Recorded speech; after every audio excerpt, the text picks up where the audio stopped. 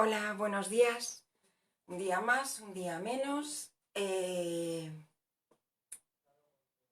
Estoy, como siempre, luchando con la tecnología. Mañana habremos cambiado todo esto. Perdónenme, porque, bueno, ayer estuve hablando con mi asesor técnico audiovisual, que es Mario Cano. Se lo recomiendo a todas ustedes. Si necesitan cualquier servicio audiovisual, porque sabe muchísimo. Pero me dijo tantas cosas, que las tengo todas apuntadas, que tengo que darle otra vuelta a la habitación importante. Me he puesto la luz en otro lugar para que me haga menos sombra en el lado izquierdo, pero mañana esto va a cambiar. O sea que, en fin, que si hoy es un poco incómodo, que lo siento, pero es lo que hay. Último día de incomodidad por ahora. Eh, vale, estoy hablándole al teléfono y, y le he dado al botón. Estoy hablando sola, pero no pasa nada porque ustedes llegan cuando quieren. Hoy día voy a compartirles algo de mi lectura nocturna. Mm, Voy un poco agobiada de tiempo, demasiadas tareas, demasiadas llamadas telefónicas, demasiados problemas por todas partes, pero no lo puedo evitar. Me gusta leer. Y, y poco a poco, pues un poquito cada día voy avanzando. Ahora estoy leyendo La vida y aventuras de Nicholas Nickleby.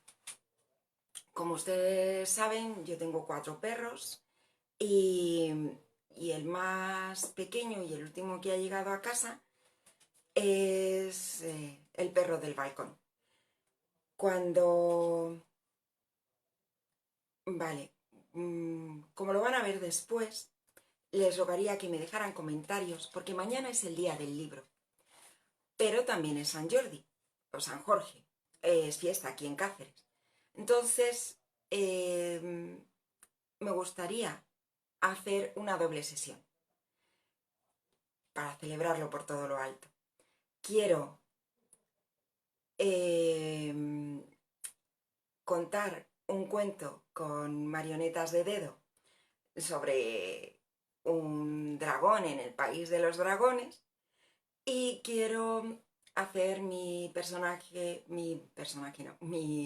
aportación y mi homenaje al Día del Libro, que es muy importante para mí.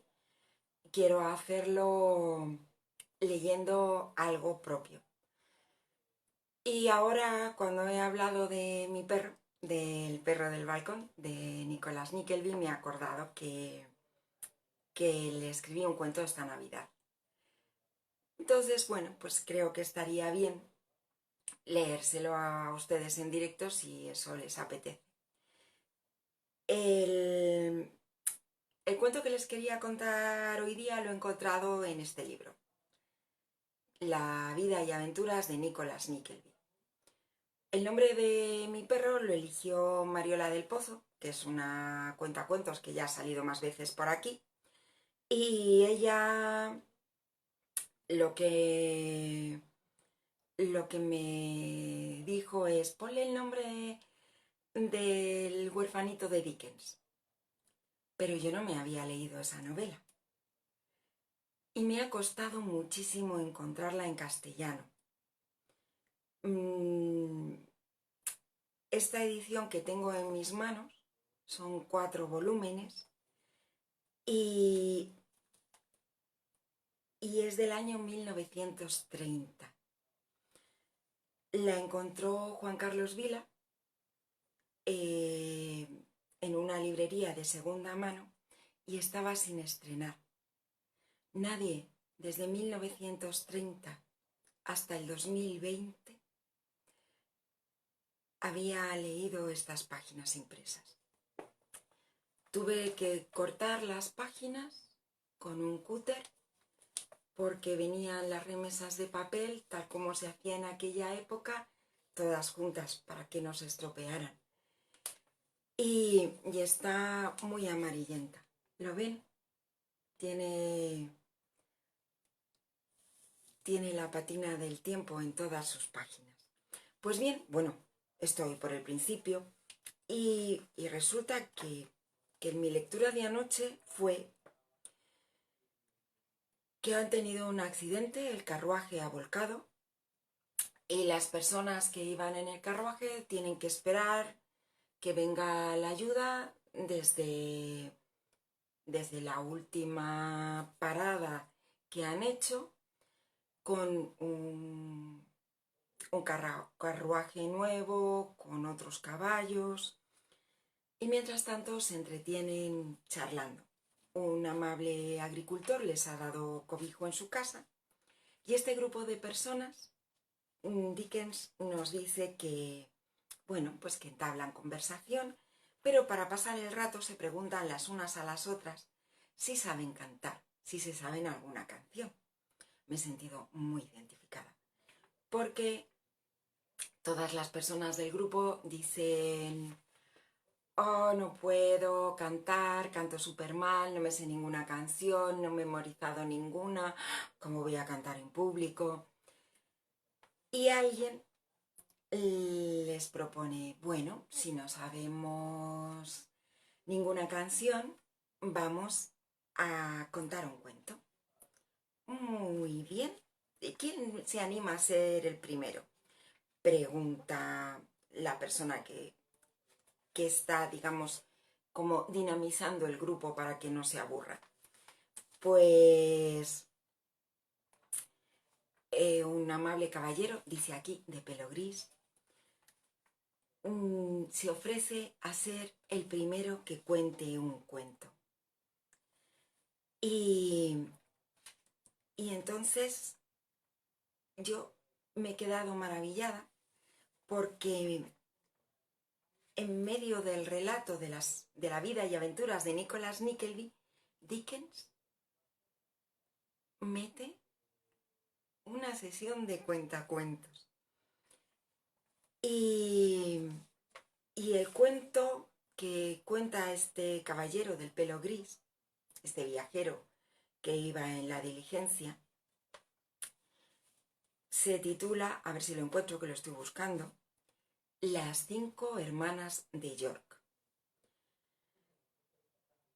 Y empieza así. Esto sí que se lo voy a leer, pero después, ya saben, voy a darle la vuelta a todo para contar a mi modo. Hace mucho tiempo, cuando el siglo XV no tenía más de 2 años y el rey Enrique IV ocupaba el trono de Inglaterra, vivían en la antigua ciudad de York 5 doncellas, hermanas, que son las protagonistas de mi cuento. Y dice que junto a una abadía vivían 5 hermanas huérfanas, que la mayor tenía 23 años, la segunda un año menos, la tercera un año menos que la segunda, la cuarta un año menos que la tercera y la quinta, que se llamaba Alicia, tenía 16 años. Cuentan que eran 5 muchachas muy bellas que se dedicaban a pasar su tiempo en las tareas más nobles del espíritu. Rezaban sus oraciones, practicaban la caridad, leían y después, cuando habían terminado todos sus quehaceres y sus compromisos con el mundo, se sentaban juntas a bordar.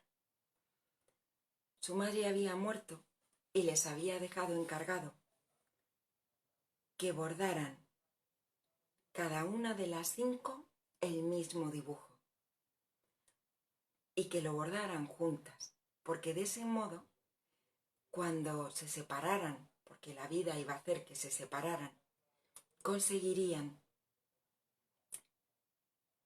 acordarse de que no estaban solas, de que eran hermanas y de todas las cosas buenas y malas que habían compartido. Y ellas, las 5 hermanas, que amaban a su madre profundamente, pues cumplieron con el compromiso que habían adquirido a la muerte de su madre. Y como vivían en una casita de piedra rodeada de un huerto, con árboles frutales y un poquito de césped, los días que hacía sol y que el tiempo lo permitía, en vez de bordar dentro de la casa, salían fuera, se sentaban en el césped y comenzaban su bordado, o lo continuaban. La cuestión es que había un fraile de los que vivían allí, que de vez en cuando pasaba a ver a las 5 hermanas. La intención del fraile era convencerlas para que se metieran a monjas. Y les decía que el mundo es muy duro, que se iban a encontrar con muchas frivolidades, que no siempre iban a estar protegidas como lo estaban en aquel momento, y que lo mejor para salvar el alma y tener acceso a la vida eterna 100% asegurado era que se metieran a monjas. Y ellas lo dejaban hablar y le decían: lo estamos pensando,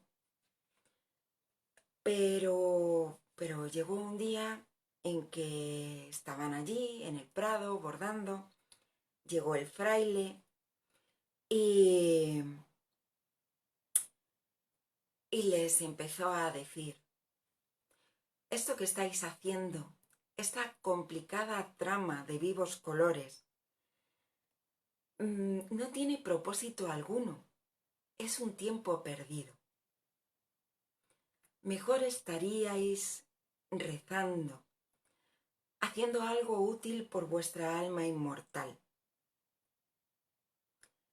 Y a esto las hermanas mayores respondieron agachando la cabeza, sin contestarle al fraile.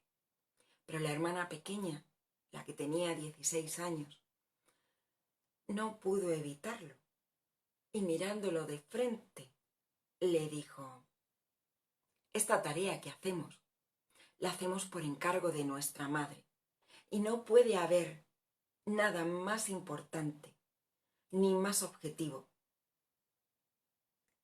que acatar la última voluntad de una madre amantísima y cumplir nuestro compromiso.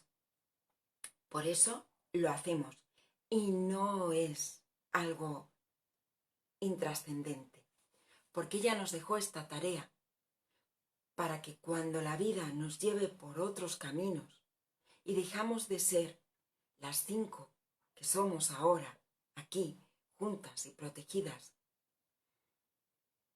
podamos recordarnos las unas a las otras, simplemente con mirar esta tela, el trabajo y el tiempo que compartimos. El fraile escuchó y volvió a reiterar su deseo de que abrazaran la vida conventual. Ya no habló más del bordado, pero les dijo que pronto iban a llegar caballeros a pretenderlas, que se verían inmersas en una vida frívola de bailes, de hermosos vestidos, y que todo lo que habían aprendido de una vida sencilla que las ayudara a salvar su alma se iba a perder, que después el matrimonio es complicado y a veces te lleva al pecado, y él lo que quería era su bien. Bueno, la hermana menor volvió a hablar, mirando al fraile de frente. Señor, le agradecemos mucho toda su preocupación por nosotras, de verdad. Pero Pero es que no queremos abrazar los hábitos y ceñir a nuestra frente un manto de monjas. No, nosotras nos hemos prometido vivir aquí, las 5, juntas como ahora, no separarnos nunca y mantener nuestros quehaceres bondadosos. Entonces le relató todo lo que hacían durante el día y el fraile, enojado, se levantó y se fue. Las 5 hermanas se dieron la mano y entraron en casa. Pasó tiempo y siguieron llevando su vida tranquila, pero se cumplió lo que el fraile había dicho. Y pronto aparecieron otras jóvenes amables y divertidas, otros caballeros que no habían ido nunca a verlas, y 2 de las hermanas se fueron, dejaron de vivir allí, quedaron solo 3, solo. Y el tiempo pasó y la belleza física se marchitó, pero la alegría compartida seguía estando presente. Lamentablemente, de las 2 hermanas que se habían marchado, una, la pequeña, falleció, muy joven. La vida tras la muerte de Alicia comenzó a ser más triste. Tan triste que las hermanas dejaron de cuidar su huerto, dejaron de cortar la hierba, dejaron de plantar y de recoger los frutos. Y un día apareció aquel monje y llamó a la puerta después de mucho tiempo y vio sus caras pálidas con los surcos que la tristeza había producido y les preguntó por sus vidas. La hermana mayor, que se había quedado en la casa, le dijo que le agradecía la visita, pero claro, aquella visita le traía muchos recuerdos y sin saber por qué, había olvidado durante años el bordado y fue a buscarlo. Lo habían terminado y lo encontró. Allí estaba el bordado que había hecho por encargo de su madre. Las hermanas se pusieron a hablar de las cosas que habían vivido y se dieron cuenta de que en parte el fraile había tenido razón, aunque seguían contentas de no haber abrazado la vida de monjas, y decidieron que aquel bordado que las había unido y que solo de mirarlo les alegraba el alma, había que compartirlo. Así que fueron a la catedral de York, hablaron con el responsable de Anne, no sé, alguien, y le dijeron que querían que les cediera uno de los ventanales, uno que no tuviera cristales de colores. Cuando hubieron elegido el ventanal, fueron a hablar con un herrero y con un vidriero. Les enseñaron el diseño que querían poner en aquella vidriera y pagaron el trabajo de los artesanos. Finalmente la vidriera se puso en la catedral de York. Y todos los días, cuando el sol luce de pleno, dibuja en el suelo la imagen del bordado de las 5 hermanas. Allí donde incide la luz están enterradas las 5. Sus nombres ya se han borrado porque el paso de los años no perdona. Sin embargo, si van a York, dicen que todavía se habla de la vidriera de las 5 hermanas. Y hasta aquí este cuento extraño, ¿verdad?, que aparece en esta novela de Dickens, en esta preciosa edición de 1930 que tengo en mis manos. Les debería contar cosas de Dickens, pero es que no me las sé, porque su vida y su obra no me apasiona como me apasiona la de Galdós o la de Emilia Pardo Bazán o Jane Austen. Así que no les puedo contar mucho.